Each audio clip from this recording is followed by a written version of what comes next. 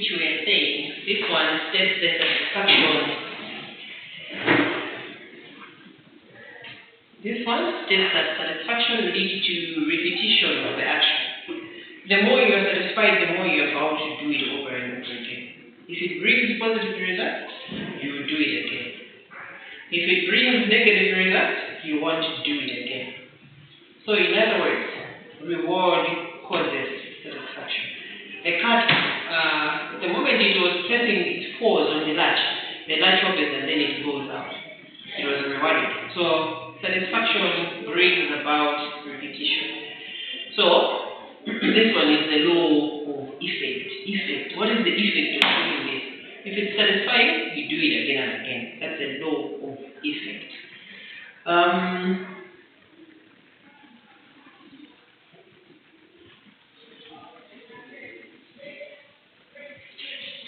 The other one is the law of readiness.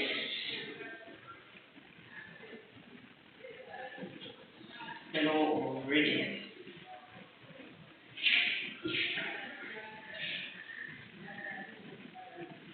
This one,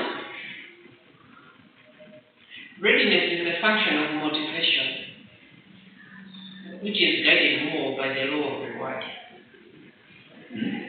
Readiness is the function of motivation.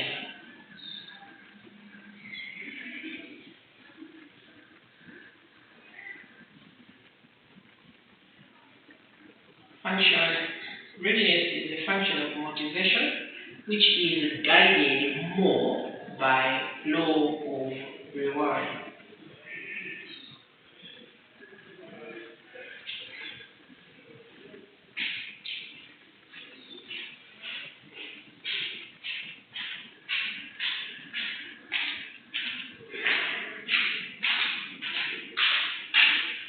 So, from these laws, the law of readiness, the law of effect, the law of exercise, and we said the law of exercise has got two other subparts, the law of use and the law of disuse.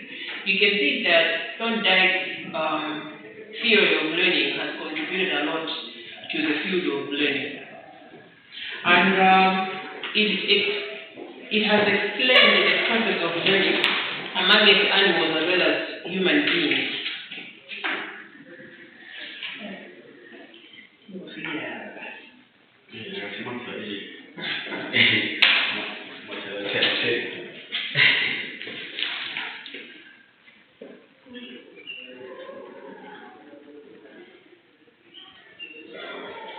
So it explains the process of learning among humans as well as the animals, and by the use of the actual experiments. So because of that, it has contributed a lot to the field of learning.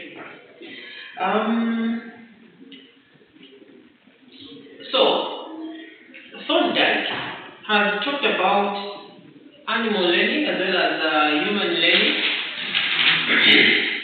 following the path of trial and error. So, let's take up an example of a child who has been confronted with a mathematical problem. You tried several possibilities. Before he arrives to the correct solution, they should have erred so many times. Even I've talked about inventions and discoveries. These have also tried and erred so many times, but eventually they come to a place where the repetition brings satisfaction. The higher the satisfaction, the higher the drive that the person is going to do it over and over again. So this one, in learning circles, it's not something that has been put aside. We still believe that learning happens in trial and error. However, like I said, theories are supposed to be modified. Theories can be thrown away. Theories can stand. So, trial and error is one of the theories that still stands, but other theories have emerged. Because as we proceed, we are going to see that apart from trial and error, there are also other theories of learning that have been coined, and when you get to listen to them, you will actually also agree to say we also learn using this. But that does not mean we have put away trial and error.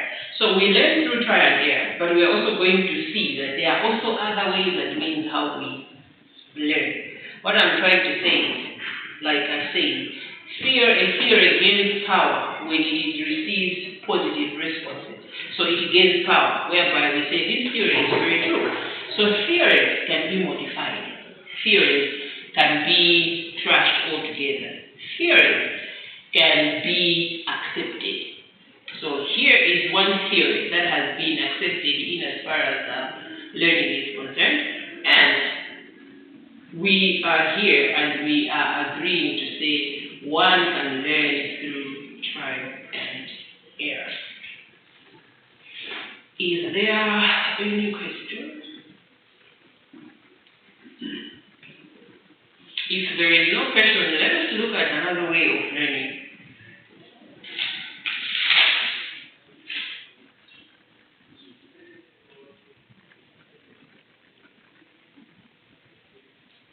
Behaviorism theory.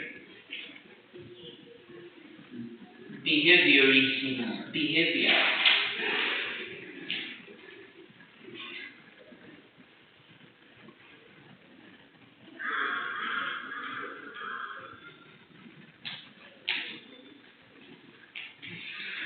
Alright.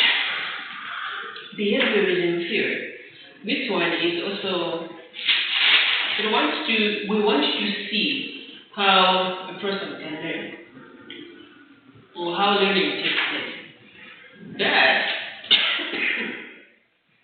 when we're talking about behaviorism theory, it says that observable phenomena are the only things that a psychologist should be concerned with.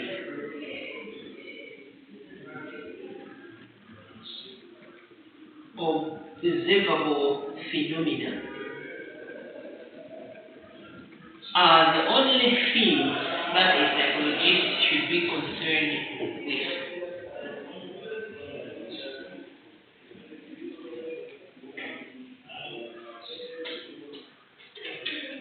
Okay, what are we talking about here? What these guys believe in is that you should only be concerned with that which is seen by the eye, because you need to interpret it, you need to measure it. So if you can't see it with the eye, it's going to be hard for you to measure it. It's going to be hard to interpret it. True or false? I am here seated. Do you guys know what's going on in my mind? No.